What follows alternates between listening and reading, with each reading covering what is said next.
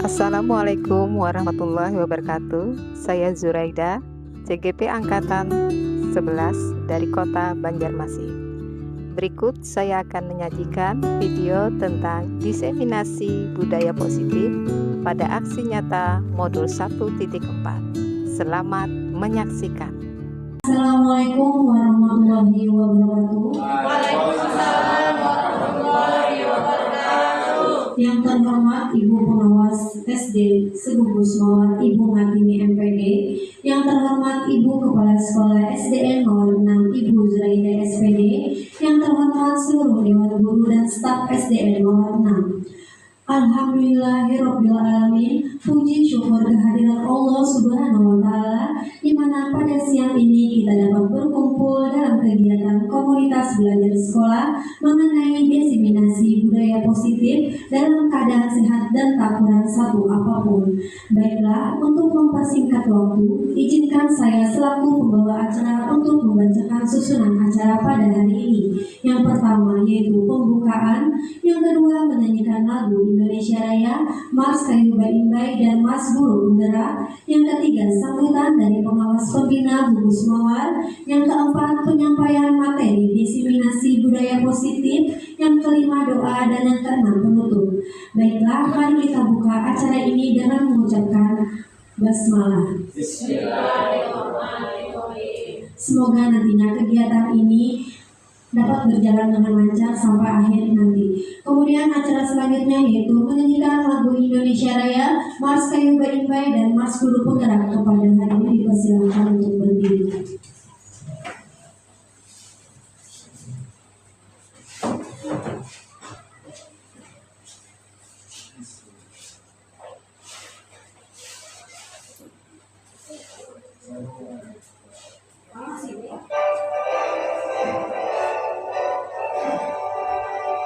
Indonesia, tanah airku, tanah tumpah darahku. Di sanalah aku berdiri, jadi pandu ibuku. Indonesia, kebangsaanku, bangsa dan tanah airku. Marilah kita berseru, Indonesia bersatu. Hiduplah tanahku, hiduplah negeriku, bangsaku, rakyatku semuanya. Bangunlah jiwanya, bangunlah badannya, untuk Indonesia Raya. Indonesia Raya, merdeka, merdeka, tanahku, negeriku yang ku cinta. Indonesia Raya, merdeka, merdeka, hiduplah Indonesia Raya. Merdeka, merdeka, tanahku, negeriku yang ku cinta. Indonesia Raya, merdeka, merdeka, hiduplah Indonesia Raya.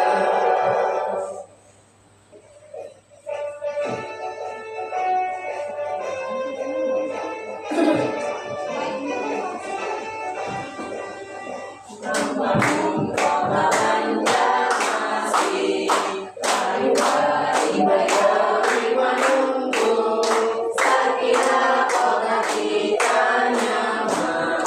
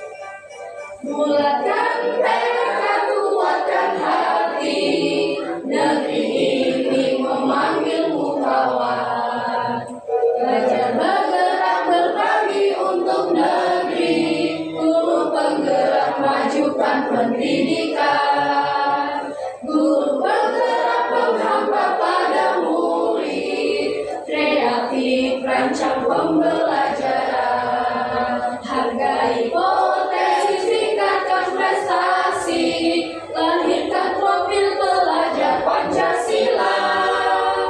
Belajar, bergerak, berbagi untuk negeri, kita menjalin kolaborasi.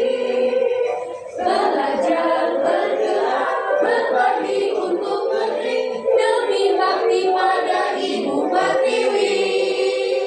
Belajar, bergerak, berbagi untuk negeri, kita menjalin kolaborasi. Belajar, bergerak, berbagi untuk negeri, demi bakti pada Ibu Pertiwi.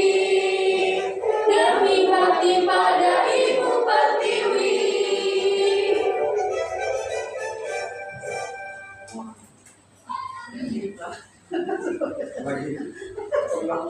Hadirin dipersilakan untuk duduk kembali. Sambutan yang akan disampaikan oleh Ibu Pengawas Pembina Gugus Mawar kepada Ibu Ngatini MPD dipersilakan. Terima kasih Ibu Indah. Sebelumnya Assalamualaikum warahmatullahi wabarakatuh. Bismillahirrahmanirrahim. Alhamdulillahirrahmanirrahim. Salatu wassalam ala asyrofil anbiya'i wal mursalin Sayyidina wa maulana Muhammadin wa sahbihi ajma'in, amin. Yang ulun hormati Ibu Kepala Sekolah SD Negeri Mawar 6, Ibu Yuraida SPD. Yang ulun hormati Bapak dan Ibu Dewan Guru SDN Mawar 6 yang hari ini sudah hadir dan masih tetap semangat. Puji syukur alhamdulillah pada hari ini kita bisa bertemu, berkumpul di ruangan kelas 6 SDN Mawar 6 juga dalam rangka aksi nyata, kegiatan aksi nyata desiminasi budaya positif yang akan didesiminasikan oleh Ibu Yuraida SPD selaku CGP calon guru penggerak angkatan 11 tahun 2024. Tidak lupa salawat serta salam selalu tercurah kedukaan junjungan Nabi besar Muhammad SAW beserta keluarga, kerabat, sahabat serta pengikut beliau hingga akhir. Bapak Ibu yang ulun hormati, terima kasih Bu Yuraida ulun sudah diundang di forum ini. Otomatis juga informasi atau ilmu dari apa itu budaya positif akan mengingatkan kita bersama. Jadi juga ulun ikut belajar di kesempatan ini. Nantinya apa yang sudah akan Pian sampaikan akan Pian desiminasikan kepada teman-teman guru di SD Mawar 6. Pada intinya saya sangat mengapresiasi, sangat menghargai yang setinggi-tingginya atas tekad bulat Bu Yuraida selaku kepala sekolah yang baru diangkat dan kemudian dengan tekad yang sangat kuat untuk mengikuti program guru penggerak. Jadi status Bu Yuraida ini masih calon guru penggerak, sudah memasuki bulan yang kedua ya Bu, atau ketiga. Nah, tidak terasa ternyata sudah memasuki bulan ketiga, di mana pendidikan guru penggerak ini akan dilaksanakan kurang lebih 6 bulan.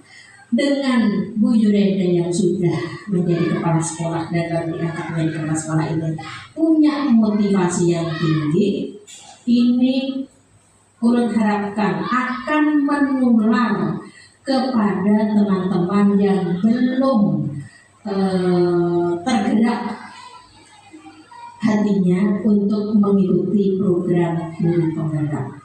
Karena guru yang berkualitas bukan guru yang ibaratnya bisa menciptakan anak-anak didiknya mendapatkan nilai-nilai yang tinggi. Itu tidak cukup Bapak Ibu.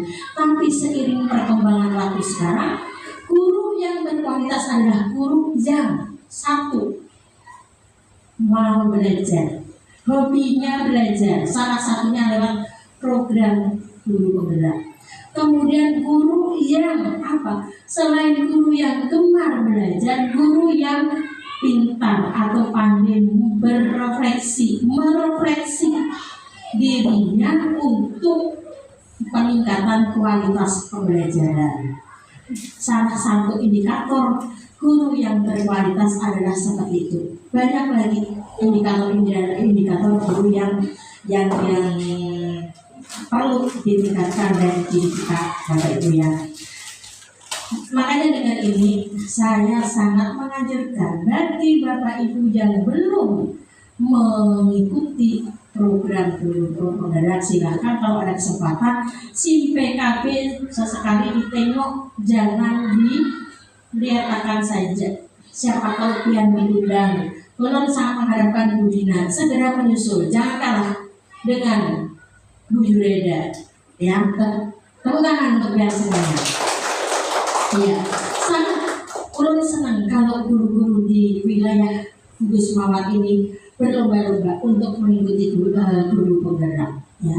Untuk nantinya jadi apa, jangan dipikirkan dulu. Yang penting biar ada motivasi untuk belajar. Di sini sudah ada Ibu Nina yang sudah dinobatkan menjadi guru penggerak angkatan 8. Berbeda angkatan insya Allah angkatan 11. Nah, nanti tahun 2025 mudah-mudahan SD Mawar khususnya dan SD Mawar 6 khususnya dan guru-guru di Gus Mawar nanti pada umumnya, ulun sangat mengharapkan itu, Bapak Ibu. Belajar bersama. Seandainya ulun masih berpotensi ada, ulun setiap kali membuka SIM PKB, Anda tidak terdaftar, sudah tidak terdaftar menjadi calon guru penggerak. Nah, disitulah Bapak Ibu, seandainya ulun ada kesempatan, ulun pengen, tapi ulun sudah ditolak oleh sistem. Karena apa? Faktorku. Nah, untuk pian-pian yang masih usianya diterima oleh sistem, silahkan Bapak Ibu. Ulun seandainya bisa diterima sistem, sudah mendaftar. Tapi karena ulun sudah ditolak oleh sistem, sudah jadi. Nah, itu yang ulun harapkan. Siap Bapak Ibu? Siap. Siap ya, Pak Selamat? Siap. Harus. Oh, Pak Yuli, kalau mau silakan.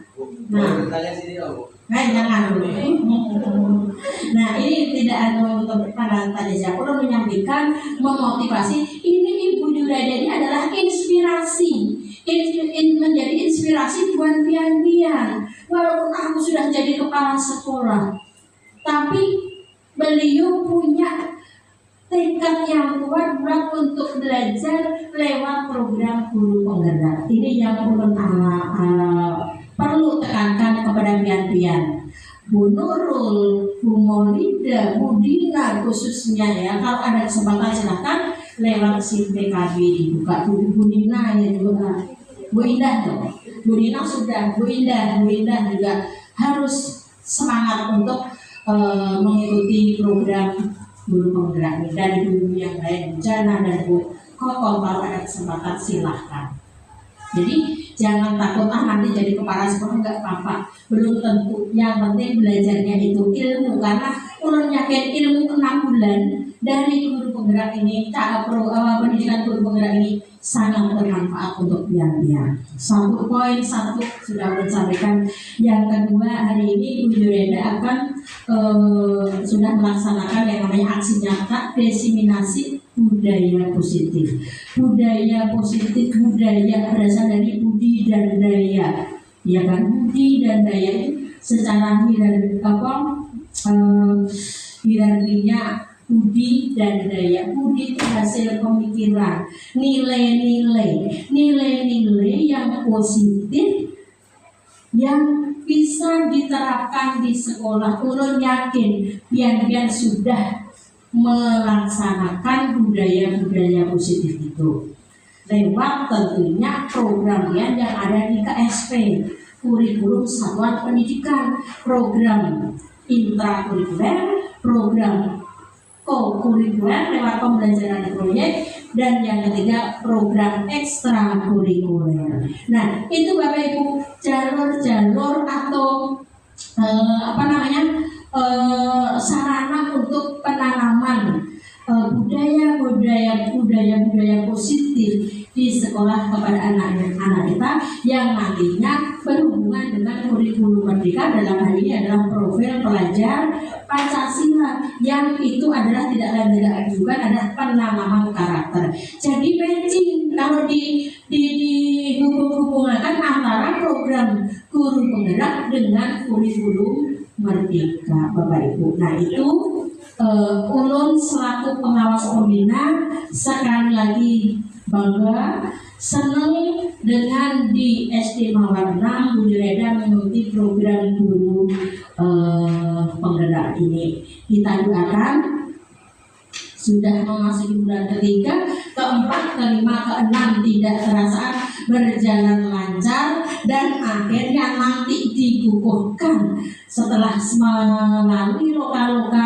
dan panen karya, akhirnya beliau nanti akan dikukuhkan sebagai guru penggerak angkatan 11. Insya Allah lancar, tidak ada halangan apapun. Dan apa yang disampaikan hari ini oleh Ibu Juraida selaku CGP, tolong Bapak Ibu, ini adalah lewat kombelbian, tolong ditindaklanjuti di dalam penanaman budaya-budaya positif untuk anak-anak kita, sehingga di dalam diri anak kita akan mencapai karakter-karakter yang diinginkan sesuai dengan profil pelajar Pancasila. Tidak elok kalau ulun terlalu banyak berbicara. Ulun 2 poin itu yang ulun tekankan di hadapan pian-pian, Bapak Ibu, mudah-mudahan bisa ditindaklanjuti, dan mudah-mudahan hari ini sampai selesai presentasi Bu Juraida lancar kegiatannya, karena ini setelah ini nanti tentunya akan untuk diupload di laporan ya, di LMS ya, karena belajarnya menggunakan Learning Management System LMS. Nah, jadi mudah-mudahan mendapatkan hasil yang maksimal. Ada salah dan hilaf dari ulun untuk hari ini, ulun mohon maaf yang sebesar-besarnya. Ulun akhiri, wassalamualaikum warahmatullahi wabarakatuh. Terima kasih kepada Ibu Hartini MPD selaku pengawas pembina Lulus Mawar yang sudah memberikan sambutan. Semoga apa yang beliau berikan tadi dapat bermanfaat bagi kita semua. Selanjutnya yaitu penyampaian materi mengenai diseminasi budaya positif yang akan disampaikan oleh Ibu Juraida SPD. Kepada Ibu dipersilakan. Terima kasih kepada Ibu Ida yang sudah memberikan waktu dan persilakan saya untuk menyampaikan diseminasi ini. Assalamualaikum warahmatullahi wabarakatuh. Yang saya hormati Ibu Pengawas Pembina Lulus Mawar, Ibu Hartini MPD. Yang saya hormati dan saya sayangi rekan-rekan guru beserta staf tata usaha SD Negeri Mawar 6. Puji syukur kehadiran Allah yang sudah memberikan banyak berkah hari ini, banyak rezeki kepada kita, sehingga kita bisa berkumpul hari ini dan bisa belajar bersama. Bapak Ibu semua, di dalam diseminasi budaya positif ini, saya akan melakukan aksi nyata pada modul 1.4. Di dalam diseminasi budaya positif, sebenarnya kita di sekolah sudah melaksanakannya, namun kita perlu juga untuk belajar menggali kembali teori-teori apa yang ada di dalam budaya positif tersebut. Sebelum kita ke budaya positif itu, kita harus tahu dulu tujuan pendidikan. Tujuan pendidikan menurut Ki Hajar Dewantara adalah menuntun segala kodrat yang ada pada anak agar mereka dapat mencapai keselamatan dan kebahagiaan yang setinggi-tingginya, baik sebagai manusia maupun sebagai anggota masyarakat. Oleh sebab itu, pendidik hanya dapat menuntun tumbuh atau untuknya kekuatan kodrat yang ada pada anak agar memperbaiki lakunya, bukan dasarnya. Hidup dan tumbuhnya kekuatan kodrat anak. Selanjutnya yaitu budaya positif. Apa itu budaya positif? Budaya positif di sekolah yaitu nilai dan kebiasaan di sekolah yang berpihak pada murid agar mereka dapat berkembang menjadi pribadi yang kritis, penuh hormat, dan bertanggung jawab sesuai dengan pelajar Pancasila. Nah, konsep utama yang dibahas dalam budaya positif yaitu adalah yang pertama yaitu perubahan paradigma belajar, yang kedua disiplin positif, ketiga motivasi perilaku manusia, 4 kebutuhan dasar, 5 posisi kontrol restitusi, 6 keyakinan kelas, dan ketujuh segitiga restitusi. Jadi poin-poin inilah yang mendasari nanti dalam budaya positif yang ada di sekolah kita. Yang pertama dulu yaitu perubahan paradigma belajar. Dalam membangun budaya positif, sekolah dapat menyediakan lingkungan yang positif. Lingkungan dulu yang positif Bapak Ibu, lingkungan yang positif, aman dan nyaman, agar siswa mampu berpikir, bertindak, dan mencipta dengan merdeka, mandiri, dan bertanggung jawab. Disiplin ini sangat erat berkaitan dengan kontrol guru terhadap siswa. Nah, sekarang kita lihat nih pada kegiatan komantik berikut. Bapak Ibu guru dengan kawan di sebelah melakukan kegiatan cobalah buka. Misal Ibu Dina adalah dengan Ibu Kokom nanti mengepalkan salah satu tangannya. Nah, coba Anda bayangkan Anda menyimpan sesuatu yang sangat berharga dalam kepalan tangan Anda. Kemudian Anda perlu menjaga benda itu sekuat tenaga. Dan benda itu sangat penting untuk kehidupan Anda. Tugas B, rekan Anda, itu mencoba dengan segala cara untuk membuka kepalan tangan Anda. Teman B ini bisa boleh membujuk, menghasut, mengintimidasi, memarahi, menggoda, mengkritik, bahkan menawari Anda uang agar Anda membuka kepalan tangan Anda. Kira-kira, ini tanya satu-satu. Bu Dina dengan Bu Kokom, kira-kira apabila Ibu Dina menggenggam tangan mempunyai benda yang berharga, kemudian Bu Kokom mungkin mengancam atau memberi uang, kira-kira Bu Dina mau tidak membuka kepala tangannya? Beri duit mau, oke. Baik, ya boleh ya, beri duit mau, boleh. Ada lagi, bisa, Bu Pak, ini Pak Selamat. Kalau menurut Ulun, kalau misalnya Inya ingin menggenggam tangannya erat-erat, kita bujuk dengan sesuatu yang kelembutan kayak gitu. Dengan kelembutan, dia mau membukakan tangan, ya. Bapak mau membukakan tangan dengan diperintah dengan baik-baik ya, kira-kira mau. Oke. Bu Nina, bagaimana Bu Nina? Ya kalau udah merasa itu memang benda yang paling penting kan, Iya, dalam kehidupan. otomatis ulun akan mempertahankan apa yang menurut ulun penting, walaupun dibujuk atau yang pihak B itu meminta secara halus, ulun tetap mempertahankan benda yang ulun anggap penting. Baik. Nah, Ibu Nina tetap pada pendiriannya tidak mau membuka walaupun dengan bujuk rayu. Kalau Pak Selamat tunduk dengan kelemah lembutan. Ibu Nina dengan uang, ya Bu Nina? Oke, baik. Nah, apa yang tersirat dari sini? Apa yang tersirat dari sini? Ada yang tahu Bapak Ibu? Ada yang tahu? Kira-kira siapa yang berkuasa pada kepala tangan ini? Nah, si pemiliknya. Kita sendiri yang mengontrol, bukan? Kita sendiri yang ingin. Kita mau karena ada hadiah. Kita mau karena dibujuk. Kita tidak mau karena kita punya prinsip. Ini yang harus saya jaga. Jadi yang mengontrol ini adalah diri kita sendiri. Itu yang diinginkan. Kita yang mengontrol diri kita sendiri. kira-kira itu juga akan terjadi pada anak didik kita. Nah, itu nanti dampaknya. Mampukah kita sebagai guru mengontrol mereka? Ya, jadi kalau dia tidak mau menentang dalam batinnya, tentu saja dia akan melakukan hal-hal yang negatif. Nah, jadi seperti itu ya Bapak Ibu, ya, untuk kegiatan romantik kita ini. Melanjutkan dengan disiplin positif. Apa itu makna disiplin positif? Kira-kira disiplin ini negatif apa tidak menurut Ibu Bapak Ibu? Apa nih disiplinnya? Hal positif.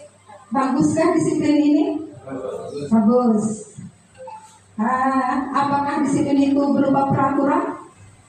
Bisa iya, bisa tidak. Baik.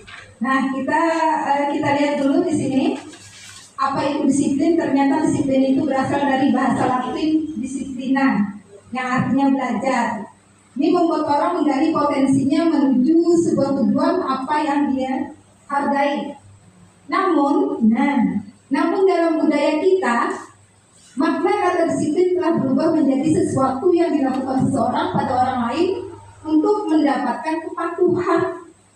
Itu makna disiplin sekarang yang ada dalam mindset kita, adanya peraturan. Padahal asal katanya tadi adalah belajar ya, untuk menggali potensi diri. Kemudian kecenderungan umum lainnya adalah menghubungkan kata disiplin dengan ketidaknyamanan. Tidak nyaman, terlalu disiplin. Sekolahnya terlalu keras, terlalu disiplin, tidak nyaman. Bukan dengan apa yang kita hargai atau pencapaian suatu tujuan mulia. Nah, itu adalah makna dari disiplin. Nah, disiplin sendiri adalah kemampuan memerintah diri sendiri. Seharusnya disiplin yang baik itu dari diri sendiri, bukan dari orang lain. Yang dalam mengontrol dan menguasai diri untuk memilih tindakan yang mengacu pada nilai-nilai yang kita hargai dengan penuh tanggung jawab tanpa terperintah orang lain. Itu sebenarnya disiplin yang baik.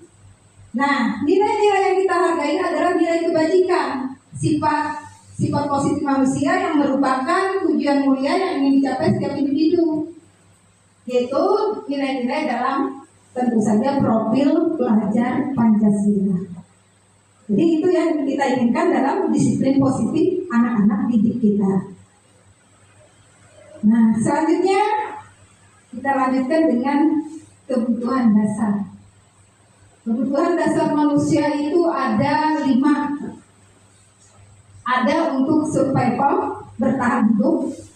Ada untuk kesenangan. Ada cinta dan kasih sayang. Ada penguasaan dan ada kebebasan. Setiap orang berbeda-beda kebutuhannya, termasuk anak didik kita. Kita harus berusaha memahami pandangan orang lain tentang dunia. Setiap orang memiliki gambaran yang berbeda.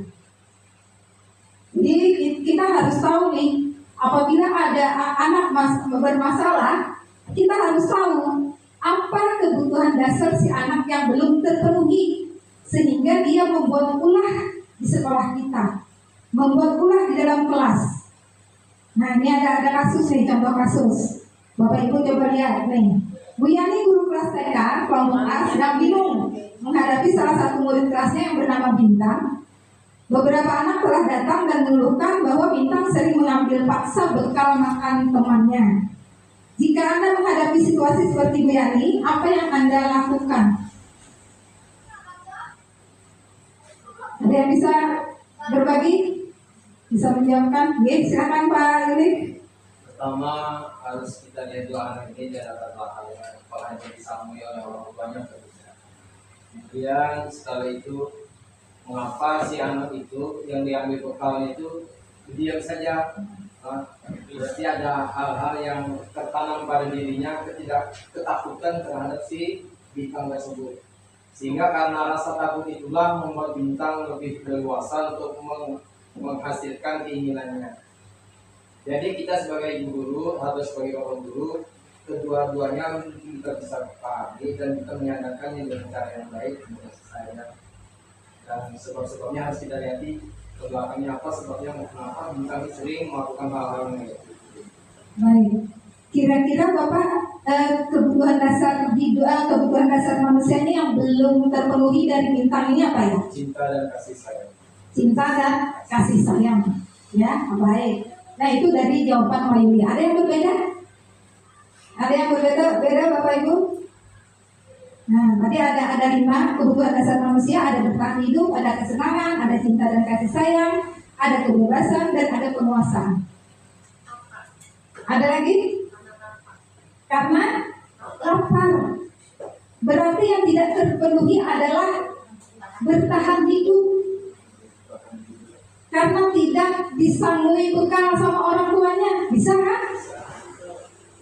Tidak sanggup uang jajan. Itu berarti bagian bertahan hidupnya yang bobol. Akhirnya dia melakukan hal tersebut. Nah, ada lagi Bapak Ibu?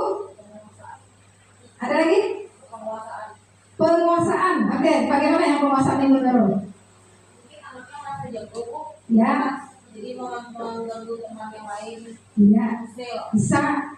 Karena dia ingin menunjukkan bahwa dia yang hebat di kelas, ya, bawa usil, berkuasa. Ada lagi?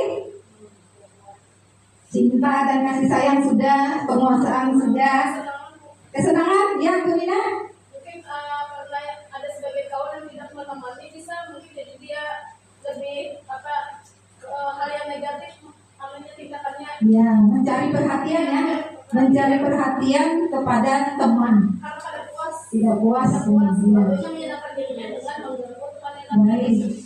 Nah, ini sudah ada 4. Nah, kebebasan bagaimana Bapak Ibu? Apakah bisa? Ya, bagaimana Pak Selamat?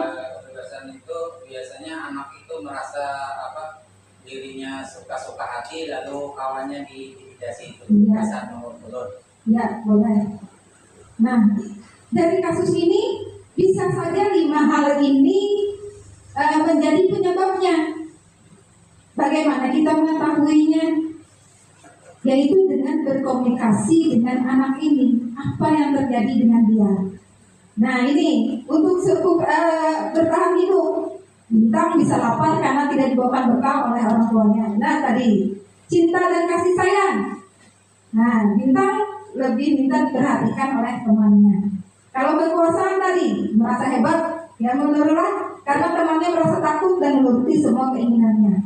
Kebebasan, Bintang menginginkan bekal yang berbeda, padahal mungkin dia bawa bekal nasi goreng setiap hari, kemudian lihat kawan makan pizza atau burger, mungkin dia mau menginginkan bekal berbeda karena bekalnya selalu sama setiap hari. Bisa, itu mencari kebebasan.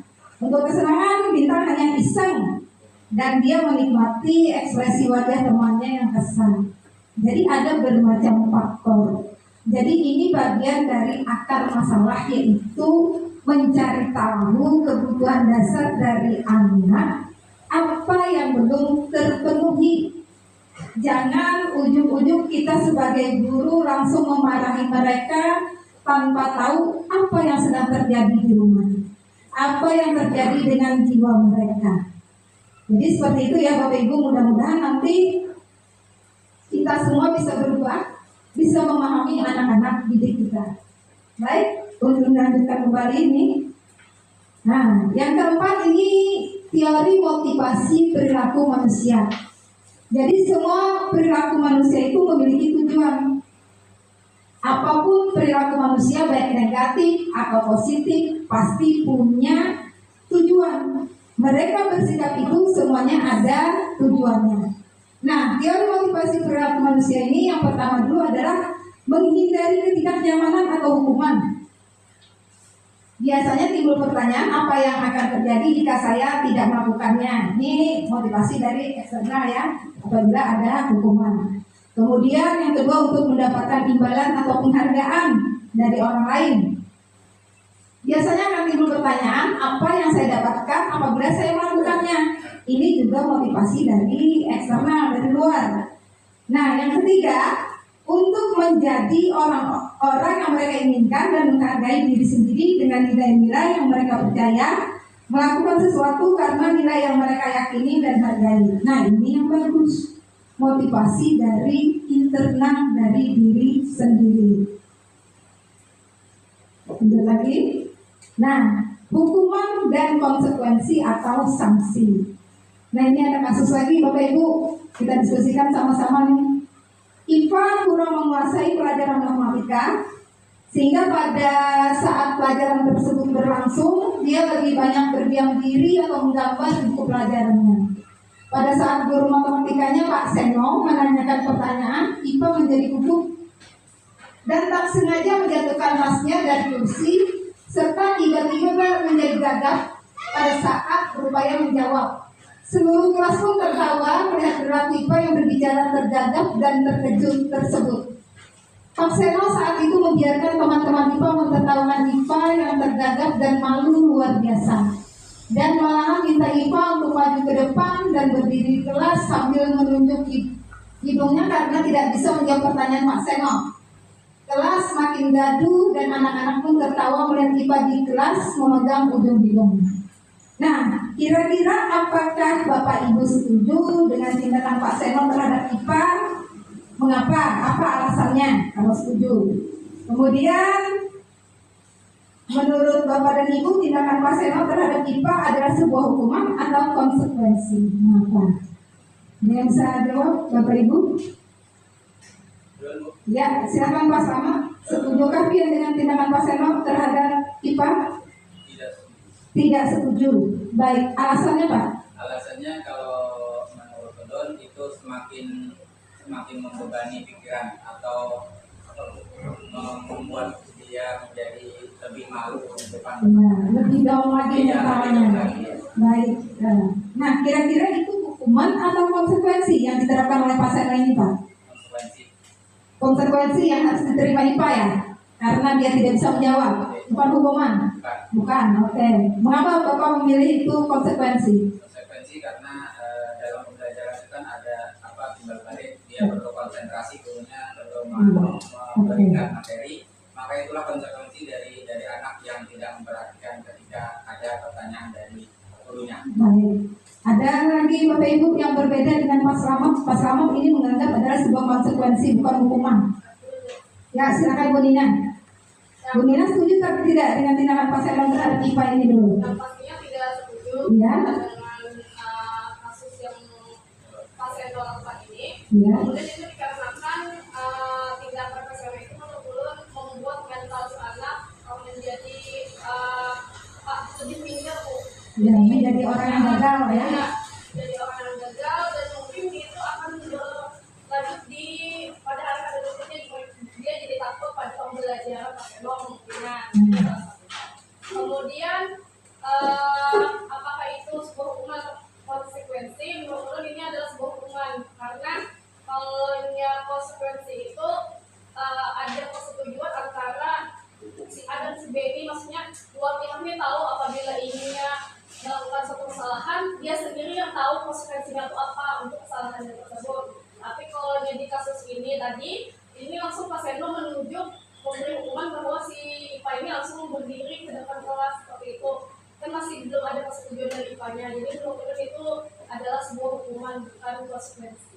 Baik. Nah, jadi apabila kita melakukan sesuatu kepada anak didik kita itu hukuman atau konsekuensi, perbedaannya bagaimana sih? Nah, hukuman itu diberikan secara langsung tanpa diskusi dengan anak. Betul sekali Bu Nina. Kita langsung padahal dia tidak tahu kalau melanggar ini hukumannya ini loh, konsekuensinya ini. Tiba-tiba langsung dihukum padahal belum ada perjanjian sebelumnya. Makanya kita sangat perlu sekali nanti membuat keyakinan kelas bersama. Nah, keyakinan nanti beda lagi dengan peraturan. Nah, nanti untuk selanjutnya nih. Jadi yang tepatnya ini adalah hukuman ya. Hukuman. Kalau konsekuensi berarti sesuatu yang sudah disepakati sebelumnya. Ketika dia melanggar, dia harus menjalankan konsekuensi tersebut. Ya, betul sekali ini Pak Seno ini tidak bagus ya untuk melakukan tindakan terhadap IPA seperti ini. Selain membuat IPA merasa orang yang gagal, maka dia juga bisa mendendam dengan gurunya. Kemudian juga ini adalah sebuah hukuman, bukan konsekuensi. Mengapa? Karena tidak ada persetujuan atau tidak ada sebelumnya kesepakatan dari anak didik dengan guru. Baik Bapak Ibu, tadi kita sudah mendengarkan tentang hukuman, ada kasus tadi hukuman atau konsekuensi. Nah sekarang kita berlatih, ada beberapa soal di sana. Ini hukuman atau konsekuensi, silahkan Bapak Ibu tulis. Yang ini apakah termasuk hukuman atau konsekuensi? Yang pertama, mencatat 100 kali di dalam buku kalimat saya tidak akan terlambat lagi karena terlambat ke sekolah nih. Jadi dia hukumannya adalah disuruh menulis sebanyak 100 kali dalam buku. Lalu ada lari mengelilingi lapangan basket 2 kali karena terlambat hadir di sekolah. Nah itu hukuman atau konsekuensi. Lalu membersihkan coretan yang dibuatnya di meja tulis. Kemudian murid diminta untuk push up 15 kali karena tidak menggunakan masker ke sekolah. Yang selanjutnya menggantikan kertas tugas teman yang telah dicoret-coret. Kemudian berjemur di lapangan basket pukul 12 siang karena mengobrol dengan teman. Lalu murid diminta bertelanjang kaki sepanjang hari karena tidak menggunakan sepatu warna hitam sesuai peraturan sekolah.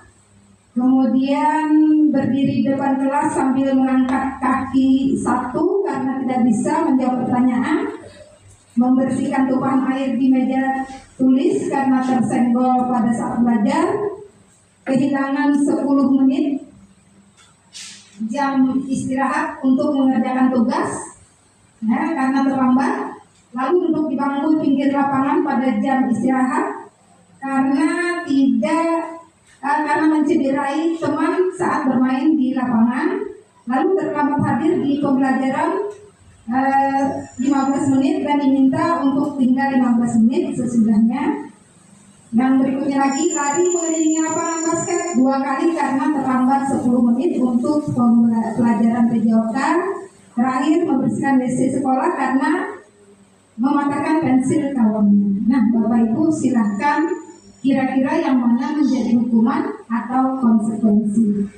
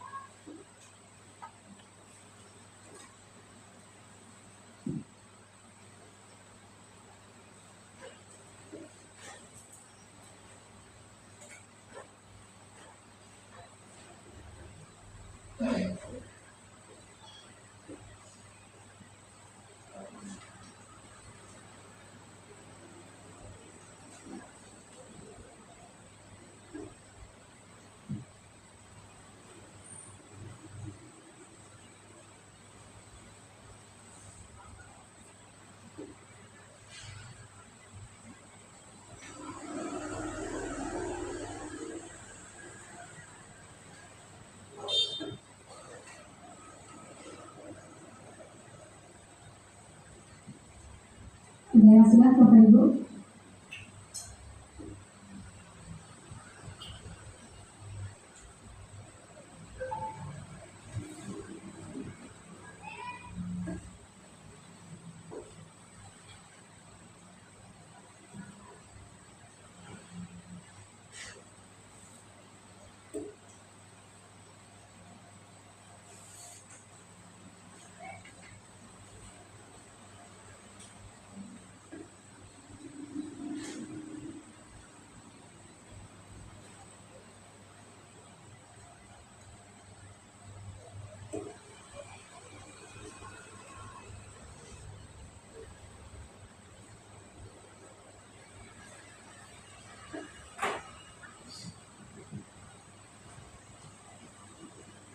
Ada yang bisa menjawabkan?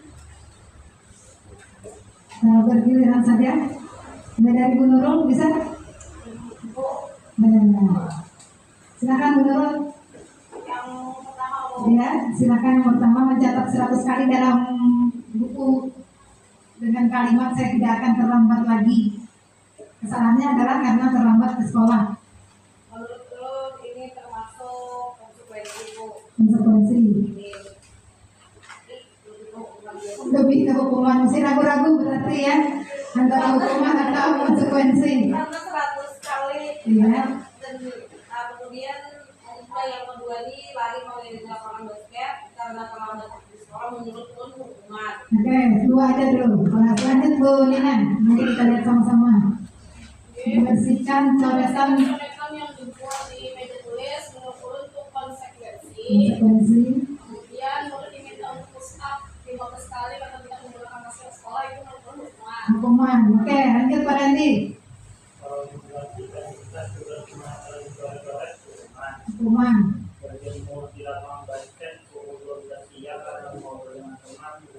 Hukuman. Dua-duanya hukumannya. Lanjut Bu Nina. Murid diminta bertelanjang kaki sepanjang hari karena tidak menggunakan sepatu warna hitam, jadi nyeker tuh. Murid diminta bertelanjang kaki sepanjang hari karena tidak menggunakan sepatu warna hitam sesuai peraturan sekolah atau hukuman. Hukuman. Baik. Berdiri di depan kelas sambil mengangkat kaki satu karena tidak bisa menjawab pertanyaan, itu juga hukuman. Hukuman. Bu Koko. Membersihkan tumpahan air di meja tulis karena tersenggol saat belajar, itu konsekuensi. Konsekuensi. Hilang 10 menit jam istirahat untuk mengerjakan tugas karena terlambat datang dan tertinggal belajar selama 10 menit, itu konsekuensi dulu. Oke. Lanjut Bu Mam. Satu aja Bu Mam. Duduk di bangku. Duduk di bangku di pinggir lapangan pada jam istirahat tidak bermain pada dulu karena tidak manusia saat bermain di lapangan. Ini konsekuensi Bu. Konsekuensi. Lanjut Pak Selamat. Terlambat hadir. Pak Selamat. Dari pelajaran tadi 15 menit dan kita tinggal 15 menit sudah selesai untuk membahas ketertinggalan pembelajaran konsekuensi. Konsekuensi. Baik Pak Yuri. Lari mengelilingi lapangan basket 2 kali. Kasus tadi mengelilingi lapangan basket karena terlambat 10 menit untuk pelajaran PJK, hukuman. Hukuman ya. Oke, baik. Bu Jana yang terakhir. Membersihkan WC sekolah karena menapakkan pensil kawannya, hukuman. Hukuman. Oke, baik. Kita lihat sama-sama ya Bapak Ibu, seberapa besar pengetahuan Bapak Ibu tentang membedakan hukuman dan konsekuensi. Ternyata mencatat 100 kali dalam buku kalimat yang tidak terlambat lagi itu adalah hukuman. Nah, karena tidak relevannya dengan yang pasti ini menjadi sebuah hukuman. Kemudian lari mengelilingi lapangan 2 kali karena terlambat hadir, itu hukuman juga. Membersihkan coretan yang dibuat di meja tulis itu konsekuensi karena dia sudah melakukan perbuatan mengotori meja tulis. Lalu push up 15 kali karena tidak menggunakan masker ke sekolah, itu hukuman. Menggantikan kertas tugas yang telah dicoret-coret, nah wajib ya, konsekuensi. Berjemur di lapangan basket pukul 12 siang karena ngobrol dengan teman, itu hukuman. Kemudian diminta bertelanjang kaki karena tidak menggunakan sepatu warna hitam sesuai peraturan sekolah, ini juga adalah hukuman. Berdiri di depan kelas sambil mengangkat kaki satu karena tidak bisa menjawab pertanyaan, juga hukuman. Membersihkan tumpahan air di meja tulis karena tersenggol pada saat belajar, itu konsekuensi. Kehilangan 10 menit jam istirahat, itu juga konsekuensi. Lalu duduk di bangku pinggir lapangan pada jam istirahat karena mencederai teman, itu hukuman. Terlambat hadir dan diminta untuk tinggal 15 menit sesudah kelas selesai, itu adalah konsekuensi. Lari mengelilingi lapangan basket 2 kali karena terlambat 10 menit untuk pelajaran PJOK, itu konsekuensi. Lalu membersihkan isi sekolah karena mematahkan pensil kawannya, itu juga konsekuensi. Nah, jadi seperti itu ya Bapak Ibu. Nanti kita belajar lagi nih untuk hukuman dan konsekuensi kalau masih kita ragu-ragu ya. Baik, saya lanjutkan lagi Bapak Ibu ke slide selanjutnya. Nah, yang kelima, pada bagian kelima ini selanjutnya adalah posisi kontrol seorang guru. Nah, sekarang pian bisa menilai diri masing-masing, pian berada di posisi mana saat ini. Yang pertama, apakah sebagai penghukum? Yang kedua, sebagai pembuat merasa bersalah. Yang ketiga, sebagai teman. Yang keempat, sebagai pemantau. Yang kelima ini sebagai manajer. Kira-kira dari posisi kontrol seorang guru yang dari 5 ini, yang mana Bapak Ibu yang paling baik? Menurut pian? Manajer ya, betul sekali. Manajer itu yang harus kita terapkan pada diri kita sebagai seorang guru adalah sebagai manajer, bukan sebagai penghukum, bukan juga sebagai pembuat merasa bersalah. Dua ini sangat ini ya, 1 dan 2 ini sangat tidak dianjurkan. 3, 4, dan 5 ini masih bisa kita toleran ya, 3 dan 4. Yang paling baik adalah 5. Nah, sekarang untuk memahami posisi kontrol seorang guru, mari kita saksikan video berikut ini.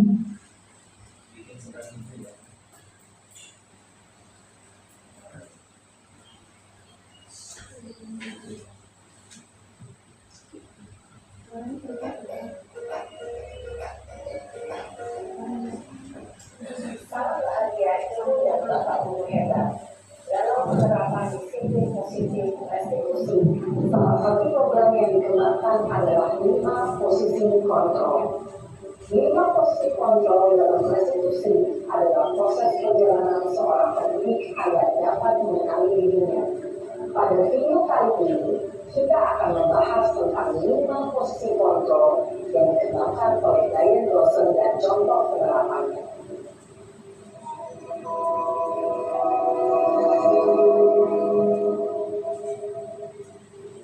Posisi kontrol itu adalah 1.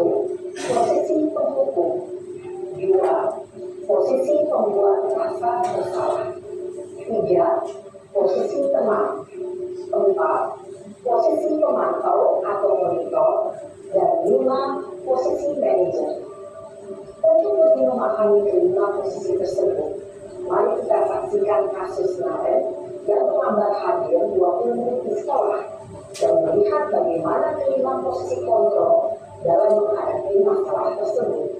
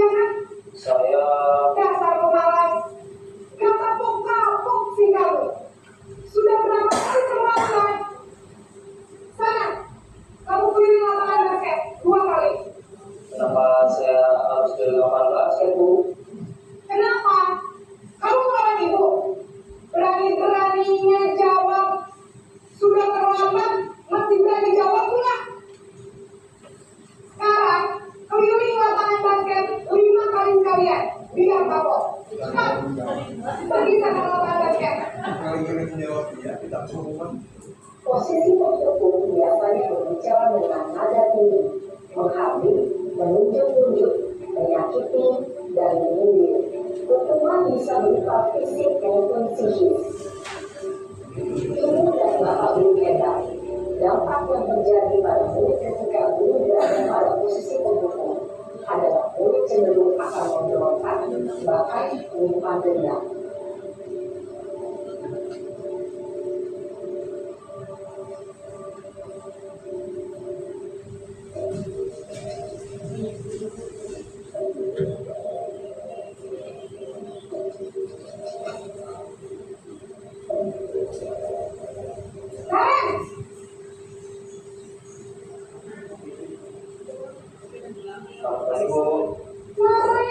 Naren, kamu kenapa terlambat lagi, nak?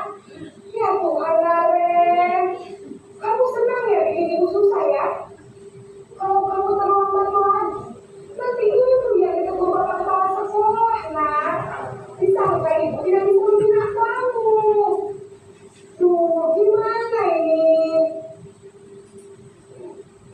Bu. Gusti Naren. Kamu suruh saya boleh ikut ke bapak kepala sekolah. Terus, sekarang ibu harus tulis apa yang di buku absen? Ini kamu sudah sering terlambat loh. Ibu harus apa coba? Maaf Bu, maaf sekali.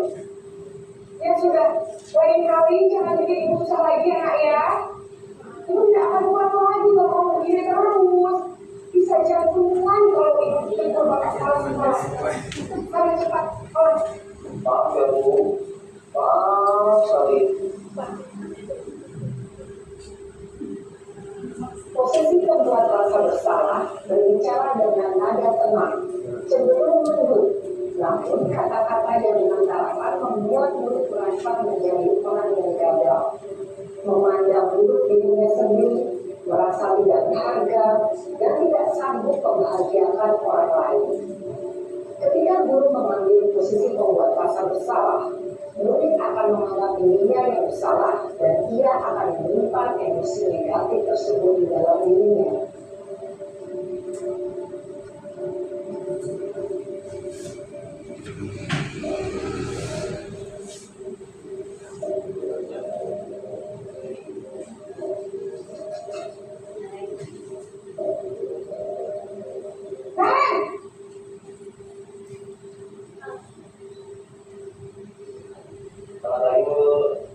Wah, sudah jam berapa ini nak? Terlambat lagi ya sayang. Iya Bu, habis guru saya atau membangunkan saya Bu. Kamu malah menyalahkan ibu kamu. Kamu mau nyalahin hal yang paling kencang. Kok terlambat sih? Iya Bu, saya memang pada bangun tadi. Jadi biarpun saya lagi kencang, tetap harus kencang Bu. Ya sudah sana, nanti lain kali larinya lebih kencang lagi ya. Biar gak terlambat lagi. Bikin seneng ibu, demi ibu. Bisa kan? Bisa lah Bu. Ya sudah sana ke sekolah. Ibu beresin urusan absen kamu. Kamu ini ada-ada saja. Dalam musik teman, guru berbicara dengan nada suara ramah, akrab, cenderung bersindar gurau untuk menjaga suasana tetap santai.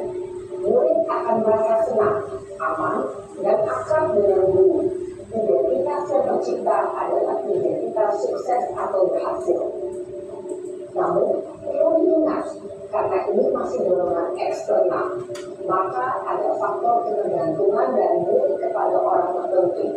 Di sini, guru absennya, sehingga nilai waktu, murid bisa berperilaku baik, namun hanya kepada orang-orang tertentu saja.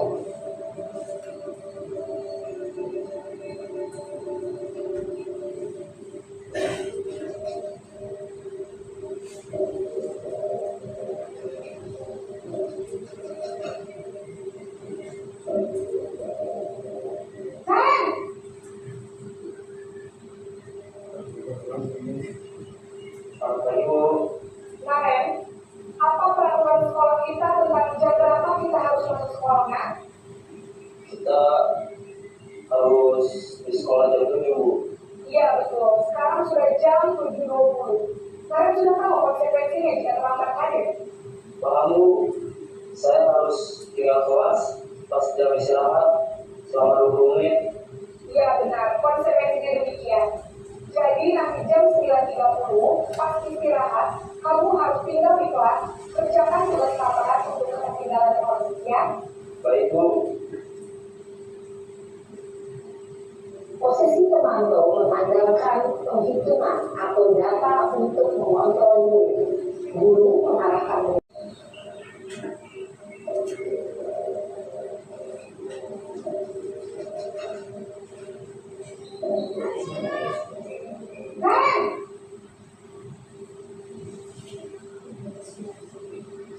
Selamat pagi Bu. Selamat pagi kalian. Maaf Bu, saya terlambat. Iya, sekolah masuknya jam 7, sekarang sudah jam 7.20. Jadi sekarang bagaimana ya kalian? Maaf Bu, saya lupa saya semalam. Baiklah, menurut kamu, keyakinan sekolah yang mana yang perlu kamu tingkatkan? menghargai diri sendiri dan orang lain mungkin Bu. Setuju. Jadi, apakah Naren meyakini prinsip saling menghormati tersebut? Ya Bu, saya meyakininya. Apakah Naren bersedia memperbaiki masalah keterlambatan ini? Bersedia Bu. Bagaimana kalau memperbaiki masalah keterlambatan ini? Saya akan coba untuk tidak lupa dengan alam saya Bu. Baik, kalau Naren meminta alasan di rumah, ada orang yang kira-kira bisa bantu mengingatkan tidak? Ada Bu, kata saya, Kak Emma. Ada lagi selain Kak Emma? Selain Kak Emma, ada ibu saya. Baik, jadi yang mengingatkan Naren adalah Kak Emma dan ibu kalian. Kira-kira akan mulai saya alami kapan nih Naren? Setelah pulang sekolah, akan segera saya lakukan. Baik, jadi Naren akan setel alarm untuk bangun besok pagi dan akan diingatkan oleh kakak dan ibu dan Naren ya. Ada lagi yang mungkin perlu dilakukan Naren agar tidak terlambat jauh lagi. Tidak ada Bu. Baik Naren, terima kasih untuk kerjasama kamu. Sekarang kamu turun kembali ke kelas untuk belajar. Baik Bu, terima kasih.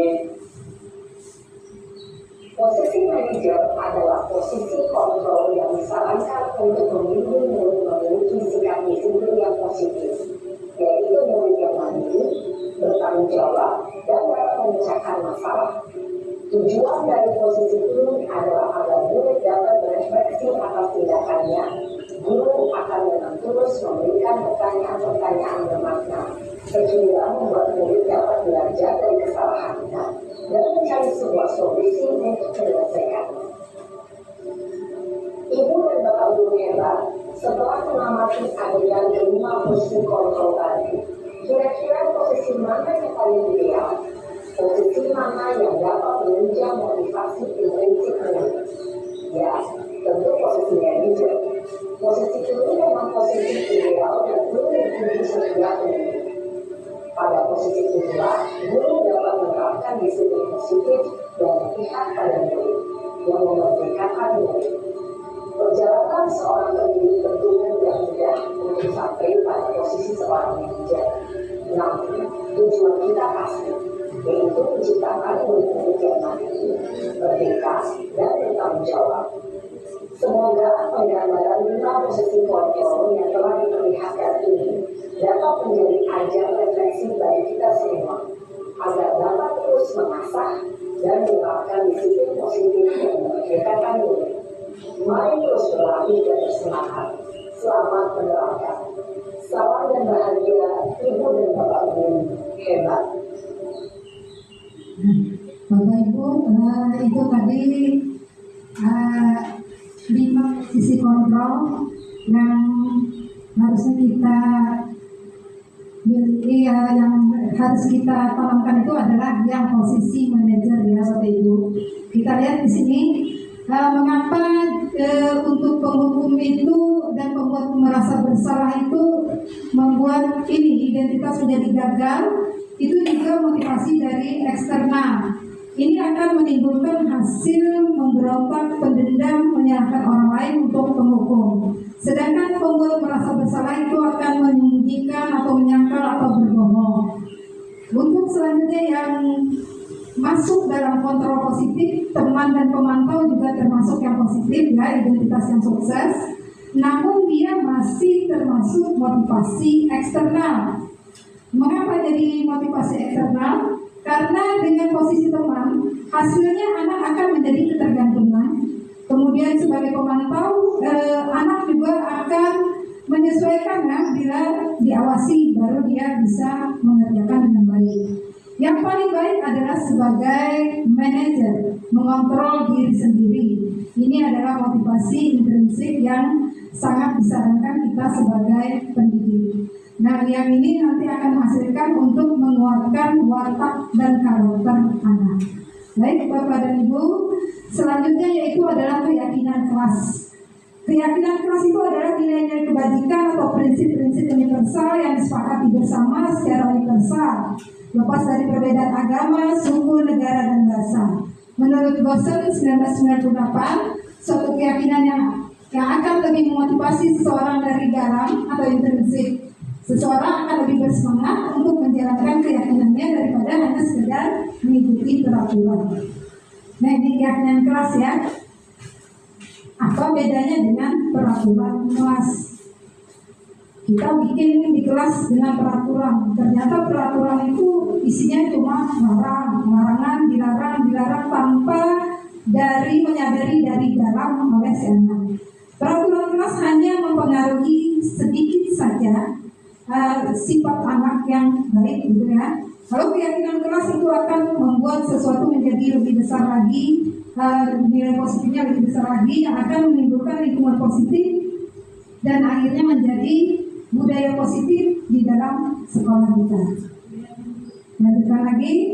Nah, ini peraturan dan keyakinan kelas. Kalau peraturan kembalikan barang ke tempatnya, dalam keyakinan kelas itu adalah tanggung jawab. Kemudian dilarang mengganggu orang lain. Keyakinan kelasnya adalah menghormati orang lain. Hadir di sekolah 15 menit sebelum pembelajaran dimulai, itu adalah menghormati orang lain dan berkomitmen. Kemudian peraturan dilarang melakukan kekerasan. Padahal itu menurut keyakinan kelas atau nilai-nilai luhur yang kita sepakati itu adalah demi keselamatan atau menghormati juga orang lain. Dilarang menggunakan narkoba. Sebenarnya itu juga menjadi bagian dari kesehatan kita. Nah, lanjut lagi, bergantian atau menunggu giliran. Keyakinan kelas adalah menghormati orang lain dan bersabar. Dilarang merokok, itu sebenarnya bagian dari juga kesehatan. Gunakan masker, itu demi kesehatan dan keselamatan. Berjalan di kelas dan koridor, itu menunjukkan keamanan dan keselamatan. Baik. Nah, untuk membentuk keyakinan kelas, keyakinan kelas ini bersifat lebih abstrak ya daripada peraturan yang lebih rinci dan konkret. Keyakinan kelas berupa pernyataan universal, pernyataan keyakinan kelas dibuat dalam bentuk positif. Keyakinan kelas hendaknya tidak terlalu banyak sehingga mudah diingat dan dipahami. Keyakinan kelas sebaiknya sesuatu yang dapat diterapkan di lingkungan tersebut. Semua warga kelas ikut berkontribusi dalam pembuatan keyakinan kelas lewat kegiatan curah pendapat. Jadi harus dilakukan diskusi dengan anak-anak Bapak Ibu untuk membuat keyakinan kelas dan bersedia meninjau kembali keyakinan kelas dari waktu ke waktu. Kalau itu tidak relevan lagi, kita bisa ganti. Tidak mutlak harus itu terus yang kita jalankan. Nah, semoga nanti Bapak Ibu bisa membuat keyakinan kelas di kelasnya masing-masing. Nah, selanjutnya adalah segitiga restitusi. Sudah pernah dengar Bapak Ibu segitiga restitusi sebelumnya? Belum pernah? Atau sudah ya? Mungkin ada sebagian sudah. Saya coba mengingatkan sini, segitiga restitusi itu adalah menciptakan kondisi bagi murid untuk memperbaiki kesalahan mereka sehingga mereka bisa kembali pada kelompok mereka dengan karakter yang lebih kuat. Melalui restitusi, guru dapat membantu murid menjadi lebih memiliki tujuan disiplin positif serta memulihkan dirinya setelah berbuat salah, dan juga membantu murid untuk jujur pada diri sendiri dan mengevaluasi dampak dari kesalahan yang dilakukan serta memberikan penawaran bukan paksaan. Bagaimana cara melakukan segitiga restitusi itu? Apa tahapan yang harus dilakukan? Yang pertama dulu adalah menstabilkan identitas. Caranya bagaimana menstabilkan identitas anak? Ketika mereka berbuat salah, yang pertama dulu kata-katanya ini ada pilihannya, ada 6 atau banyak lagi ya Bapak Ibu, ini salah satunya saja. Berbuat salah itu tidak apa-apa, tidak ada manusia yang sempurna. Saya juga pernah melakukan kesalahan seperti itu. Kita bisa menyelesaikan ini. Atau Bapak Ibu tidak tertarik mencari siapa yang salah, tapi Bapak Ibu ingin mencari solusi dari permasalahan ini. Nah, yang terakhir nih, kamu berhak merasa begitu. Setelah menstabilkan identitas, yang kedua tahapan selanjutnya adalah validasi tindakan yang salah. Nah, validasi tindakan yang salah ini kata-katanya yang kita gunakan adalah kamu pasti punya alasan mengapa melakukan hal itu, atau kamu patut bangga pada dirimu sendiri karena kamu telah melindungi sesuatu yang penting buat kamu. Selanjutnya tahapan segitiga restitusi yang ketiga yaitu menanyakan keyakinan. Bagaimana menanyakan keyakinan? Apa yang kita percaya sebagai keyakinan kelas? kemudian apa nilai-nilai umum yang telah kita sepakati, dan apa yang kita tentang kelas kebidian. Dan kamu mau jadi orang seperti apa? Seperti itu ya pertanyaan-pertanyaan dalam tahapan segitiga restitusi ini. Nah, kemarin praktek segitiga restitusi di modul 1.4 ini bersama anak-anak kelas 6 kemarin. Nah ini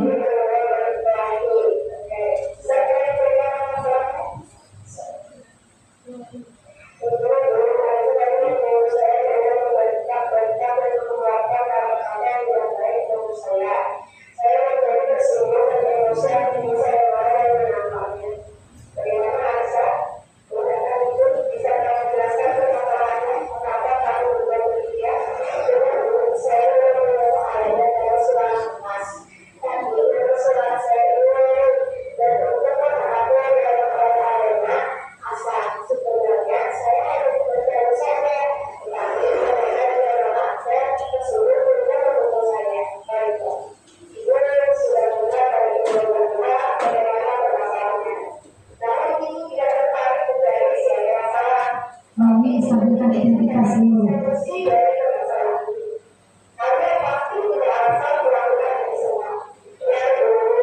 Lalu yang paling basic tindakan masalah.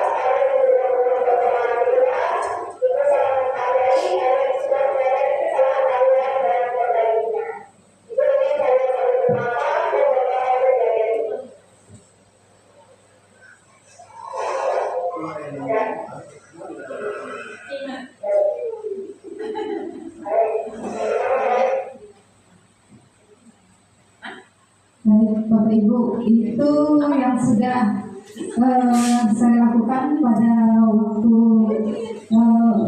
ini ya, demonstrasi kontekstual dan memenuhi tugas praktek segitiga restitusi yang juga saya lakukan di sekolah ini.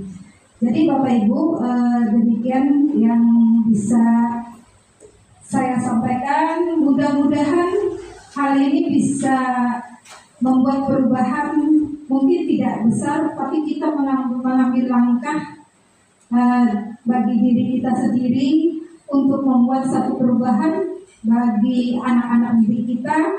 Semoga kedepannya kita bisa menjadikan mereka orang-orang yang lebih baik lagi.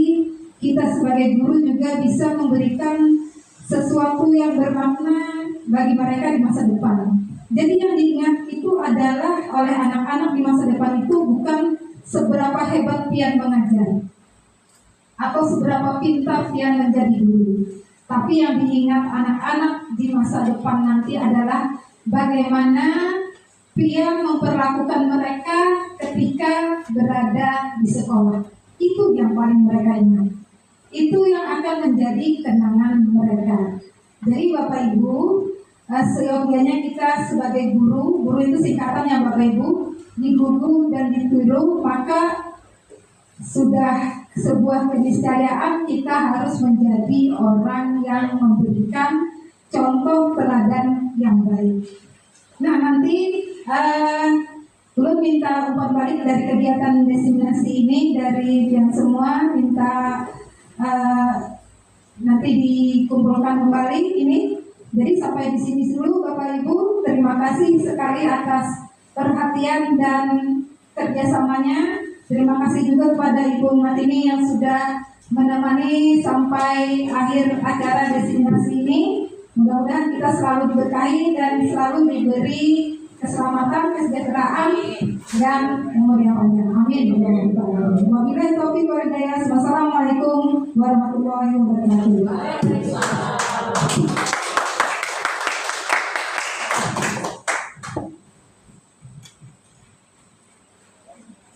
Terima kasih kepada Ibu Juraida SPD yang tadi sudah menyampaikan secara rinci mengenai diseminasi budaya positif. Semoga apa yang sudah beliau sampaikan tadi dapat menjadikan kita guru yang benar-benar dapat menanamkan budaya positif untuk siswa nantinya. Selanjutnya adalah doa. Dipersilakan kepada Bapak Mas Noni Liansa agar bisa memimpin doa untuk kita semua. Kepada Bapak dipersilakan.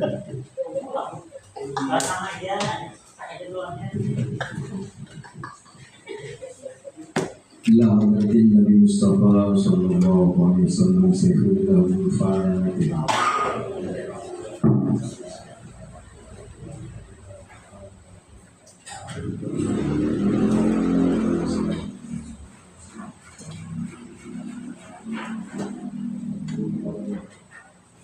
Amin. Bismillahirrahmanirrahim. Alhamdulillahirrahmanirrahim. Wassalatu wassalamu ala asyrafil mursalin Sayyidina wa maulana Muhammadin wa ala alihi wa sahbihi ajma'in. Rabbana hab lana min azwajina wa dhurriyyatina qurrata a'yun waj'alna lil muttaqina imama. Rabbana taqabbal minna innaka antas samiul 'alim wa tub 'alaina ya Allah innaka antat tawwabur. Rabbana ighfir lana wa li ikhwanina alladhina sabaquna bil iman wa la taj'al fi qulubina إلى الذين آمنوا ربنا إنك رؤوف ربنا ظلمنا أنفسنا وإن لم تغفر لنا وترحمنا لنكونن من الخاسرين. Allahumma ya Allah ya Rahman ya Rahim. Jadikan pertemuan pada hari ini pertemuan yang sangat bergembirakan. Kami telah Engkau berikan jalan yang terbaik bagaimana kami mendidik anak kami menjadi orang-orang yang penuh dengan akhlak yang baik. Ya Allah ya Rahman ya Rahim, jadikan kegiatan hari ini dengan judul aksi nyata diseminasi budaya positif yang dibawakan oleh Ibu Kepala Sekolah kami menjadi penguat kami di dalam kehidupan sehari-hari menghadapi para murid-murid kami. Ya Allah ya Rahman ya Rahim, jadikan kami dengan kata-kata yang lembut kepada mereka. Jadikanlah kami sebagai contoh teladan, contoh harapan masa depan bagi mereka.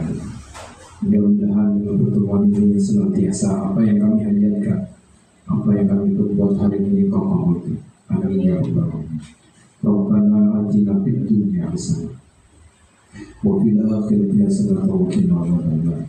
Sallallahu ala sayyidina Muhammadin wa alihi wa sahbihi. Subhana rabbika rabbil izzati amma yasifun. Assalamualaikum warahmatullahi wabarakatuh. Selanjutnya yaitu penutup. Dengan adanya doa tadi, maka berakhir pula kegiatan penyampaian materi diseminasi budaya positif hari ini. Saya selaku pembawa acara meminta maaf jika terdapat kesalahan kata. Terima kasih atas perhatiannya. Wassalamualaikum warahmatullahi wabarakatuh.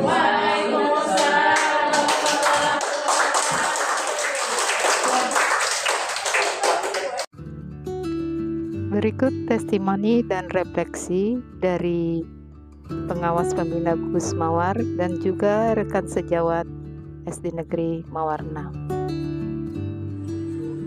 Assalamualaikum warahmatullahi wabarakatuh.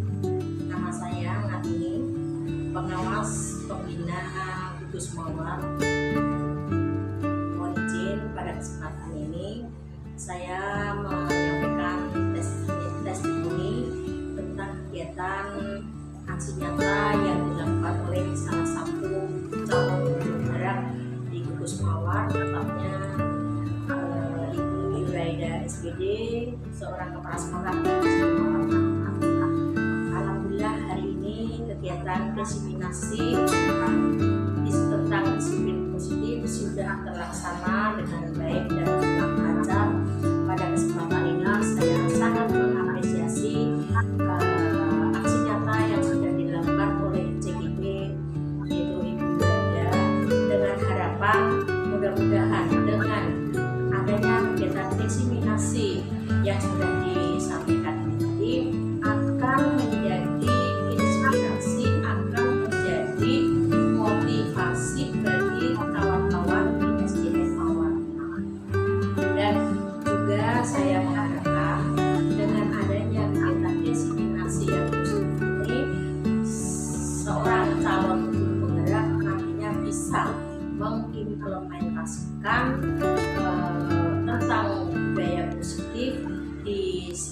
dan bisa mempengaruhi guru-guru di SD Mawar khususnya, Mawar khususnya, dan guru-guru se-Gus Mawar pada umumnya, sehingga apa yang dimaksud dan dikatakan di dalam budaya ini bisa dilaksanakan dan diimplementasikan di sekolah masing-masing kepada siswa-siswanya, sehingga nantinya akan tercipta siswa-siswa yang mempunyai nilai-nilai karakter sesuai dengan profil pelajar Pancasila. Mungkin itu yang bisa saya sampaikan, dan sukses untuk Ibu Raida. Wassalamualaikum warahmatullahi wabarakatuh. Assalamualaikum warahmatullahi wabarakatuh. Perkenalkan, nama saya Dina Lestari, guru kelas 4 dari SDN Mawar Menang Banjarmasin.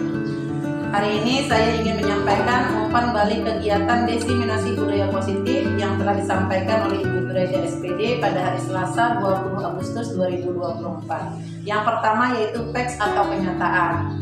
Diseminasi budaya positif ini lebih kepada hukuman dan konsekuensi yang sebenarnya memang sangat minim saya ketahui. Kemudian juga diseminasi budaya positif ini menjelaskan tentang perbedaan hukuman dan konsekuensi yang sebelumnya saya menganggap itu adalah hal yang sama. Kemudian yang kedua, feeling atau perasaan. Saya menganggap bahwa diseminasi budaya positif ini berisi tentang budaya positif secara ringkih, mulai dari penjelasan, kemudian contoh, dan juga penerapannya dalam kehidupan sehari-hari secara umum. Yang ketiga yaitu finding atau pembelajaran.